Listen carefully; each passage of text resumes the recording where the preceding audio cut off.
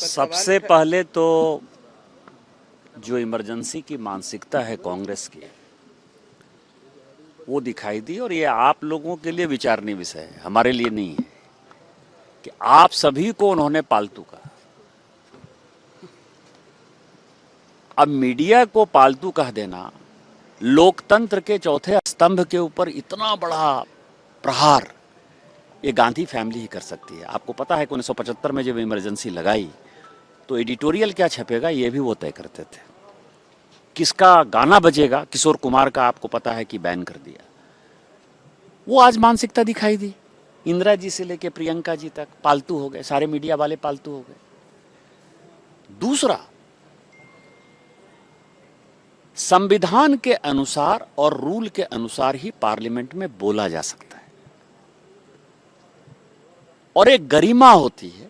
किसी भी राजनीतिक दल के जो बड़े व्यक्ति होते हैं उनकी एक गरिमा होती है, वो गरिमा को कभी नीचे नहीं गिराते। सदन के अंदर प्रियंका जी ने, जिसको कि एक्सपंज कर दिया है स्पीकर साहब ने, और सदन के बाहर राहुल गांधी जी ने, उनको बड़े छोटे का कोई शर्म लाज लिहाज नहीं है, उनको पद की गरिमा का कोई लिहाज नहीं है।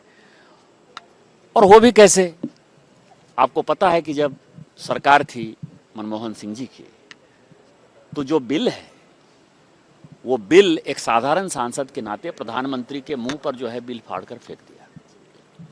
तो जब प्रधानमंत्री पद की गरिमा, जो उनके प्रधानमंत्री थे मनमोहन सिंह जी, जो उनसे उम्र में कितने बड़े होंगे, पिताजी से भी बड़े होंगे, यदि पिताजी राजीव जी जिंदा होते तो शायद उनसे बड़े थे, तो जब उनके प्रति कोई गरिमा सम्मान नहीं है तो राहुल जी के बारे में क्या बोलना। तो इसीलिए मुझे लगता है कि गांधी फैमिली को ट्यूशन की आवश्यकता है, भारत की सभ्यता और संस्कृति समझने की आवश्यकता है। और जो एक कहावत है कि अभिवादनशीलस्य और नित्यं वृद्ध पश्येभिनः चत्वारि तस्य वर्धन्ते आयुर्विद्या यशोबलम, कि बड़ों का यदि आदर करिएगा तो आपको आयु, विद्या, यश और बल ये चारों बढ़ेगा। तो जो कांग्रेस का ह्रास हो रहा है, कांग्रेस जो धीरे धीरे डाउन जा रही है, उसका उदाहरण आज दिखाई दिया कि उनको बड़ों के प्रति कोई आदर नहीं है। इस कारण से कांग्रेस खत्म हो रही है, फिनिश हो रही है, और एक समय ऐसा आएगा कि कांग्रेस भी हुआ करती थी एक इतिहास का पार्ट हो जाएगा।